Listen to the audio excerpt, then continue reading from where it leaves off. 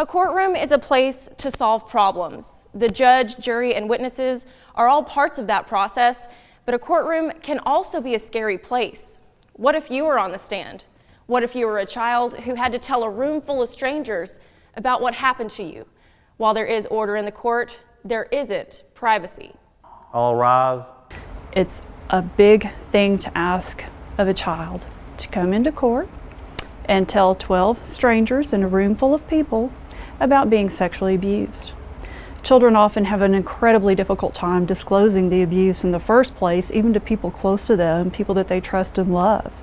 They feel shame, they feel guilt, they feel mortified. But we're going to ask them to come into a room full of strangers and talk all about it. That doesn't always go so well, and it's certainly awful and traumatic for a child. District Attorney Allison Palmer has been prosecuting cases since the 90s. She says it's a common misconception her office doesn't get the harshest punishment for the convicted, but that's not true. Whenever a person's accused of a crime against a child, you anticipate trying that person, and you like the idea of bringing that person to justice. And the whole object and purpose of the District Attorney's office is to seek justice.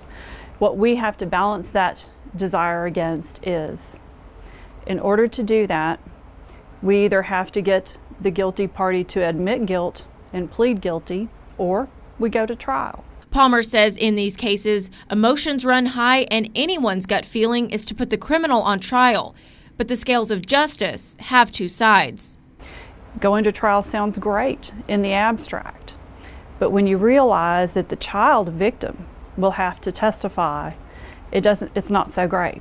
Once a crime is reported, the victim's statement is taken. Palmer says another misconception is that statement is all the court needs. Again, that's wrong. The victim has to tell everything that happened, then be questioned about it. In order to be found not guilty, the only thing a defendant and a good defense counsel can do is attack the child. Attacking a child that's already been attacked at least once. And I promise children, when they come in to meet with me, when we're starting to prepare a case, that I will do everything I can to keep that from happening to them, to keep them from having to be re-victimized by talking about it in that public forum in trial. If the case goes to trial, Palmer says it can be a time to turn the tables and make the once powerless feel empowered. Reporting in San Angelo, Sonora Scott, Fox News First.